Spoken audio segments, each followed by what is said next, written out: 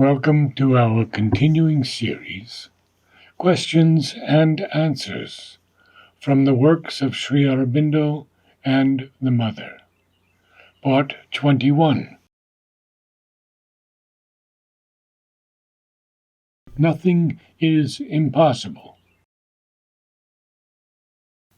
From Sri Aurobindo's Thoughts and Glimpses. What I cannot do now is the sign of what I shall do hereafter. The sense of impossibility is the beginning of all possibilities.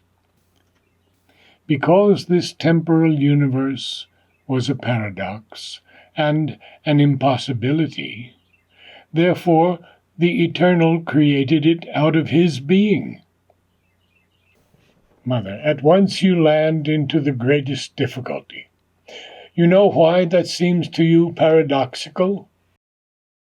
It is simply because Sri Aurobindo has omitted to mention the links of his thought, to take you step by step from one thought to another. Nothing but that. It is an almost elementary simplicity. I will make a simple remark to you. When does a thing appear impossible to you? Only when you try to do it. If you had never tried to do it, it would never have appeared to you as impossible. And how is it that you try to do it? Because it is somewhere in your consciousness. If it were not in your consciousness, you would never try to do it. And the moment it is in your consciousness, it is quite obvious that it is something you will realize. That alone which is not in your consciousness you cannot realize. It is not more complicated than that. Only, instead of saying it in that way, Sri Aurobindo tells it to you in a manner that gives, as it were, a whipping to your thought. That is the virtue of paradoxes. They compel you to think. Question is asked to Mother. What does then impossible mean? Mother, there is nothing impossible in the world, except that which is outside your consciousness. And as your consciousness can grow, as what is not in your consciousness today may be there after some time. Because the consciousness increases, there is nothing then in the eternity of time that is impossible. At the present time, parentheses, I have already explained it to you once, end parentheses, at a given moment, in given circumstances, there are impossibilities. But from the viewpoint of the Eternal, in the infinity of time, there is no such thing. There is nothing impossible. And the proof is that everything will be. All things, parentheses, not only those that are conceivable at the moment, but all those that are for the moment inconceivable, end parentheses, all are not only possible, but will be realized. For what we call the eternal, the infinite, the supreme, the absolute, we give it many names, but in fact it is eternal, infinite, absolute, contains within it not only all that is, but all that will be, eternally, infinitely. Consequently, nothing is impossible. Only for the consciousness of the temporal and objective being, all things are not possible at the same time. It becomes necessary to conceive of time and space, to make them possible. But outside the manifestation, all is simultaneously, eternally, as a possibility, as a potentiality, and it is this all, inconceivable because it is not manifested, that manifests itself to become conceivable. This is what Sri Aurobindo says, quotes, "Because this temporal universe, parentheses, that is to say, a universe which is not all at the same time on the same point, outside time and space, a universe which becomes temporal and spatial, which is in succession, which unrolls itself," end parentheses, was a paradox and an impossibility. Therefore the Eternal created it out of his being. End quotes. Mother. Indeed, for that which is outside the manifestation, a temporal universe is truly an absurdity and a paradox. It is the very contradiction of itself. Whereas for the temporal consciousness, on the contrary, it is the untemporal which is unthinkable and incomprehensible.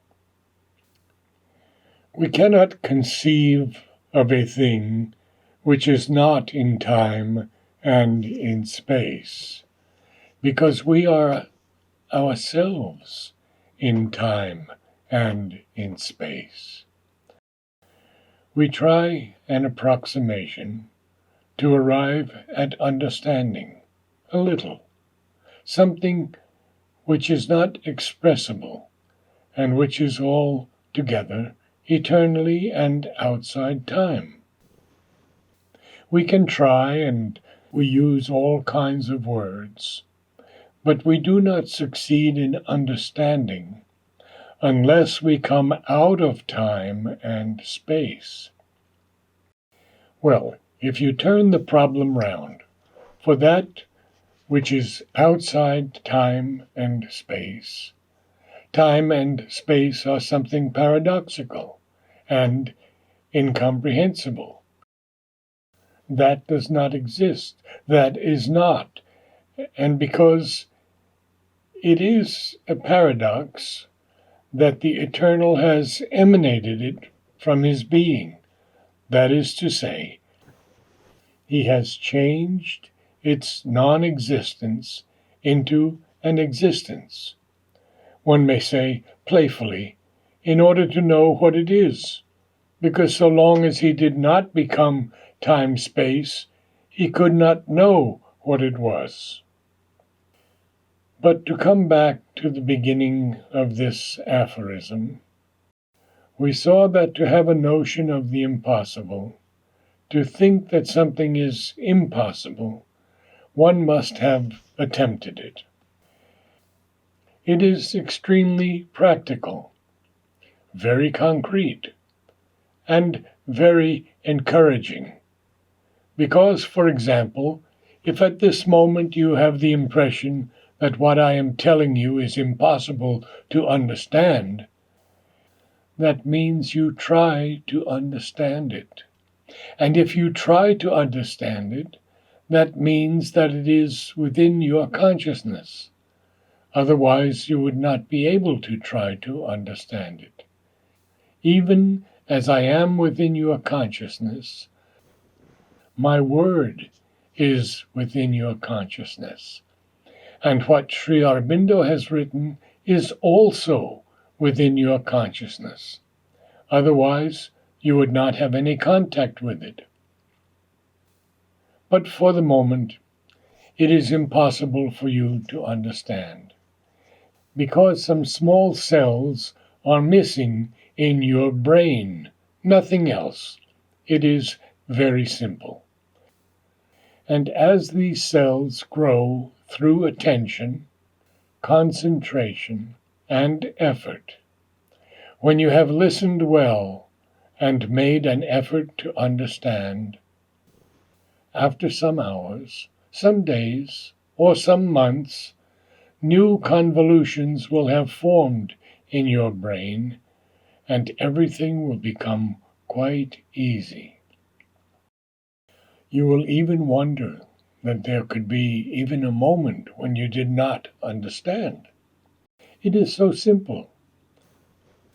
But so long as these convolutions are not there, you can put an effort, you can even give yourself a headache, but you will not understand. It is very encouraging indeed, because the only thing necessary is to will and to have patience. What for you is incomprehensible today will be quite clear after a time.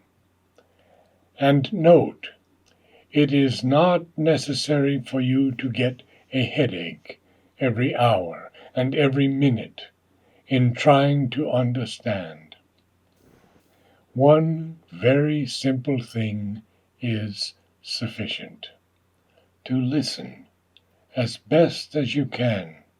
Have a sort of will or aspiration or even a desire to understand. And that is all. You make a little opening in your consciousness for the new notion to enter. Your aspiration makes this opening, just a little notch inside, a small hole somewhere in what is closed, and you let the thing enter. The new notion will work and build up in your brain the necessary elements for understanding.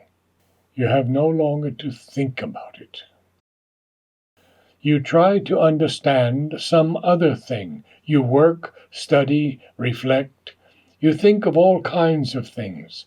And at the end of a few months, perhaps a year, perhaps less, perhaps more, you open the book again. You read the same sentence, and it appears clear, like rock, water, simply because what was needed for understanding has been built up in your brain. So do not come to me and say, I am not fit for this study. I won't understand philosophy, or that I will never be able to do mathematics. It is ignorance. It is sheer ignorance, because there is nothing that you are unable to understand if you give to your brain the time to enlarge itself, complete itself. And you can pass from one mental construction to another, parentheses, which correspond to subjects, end parentheses, from one subject to another, parentheses, and subjects, that means languages, end parentheses, from one language to another, and build one thing after another within you, and contain all that, and yet many more things, very harmoniously, if you do it with care and give time to it. Because each of these acquisitions corresponds to an inner formation, and you can multiply the formations indefinitely if you give time and care for it. I do not believe at all in a limit that you cannot cross.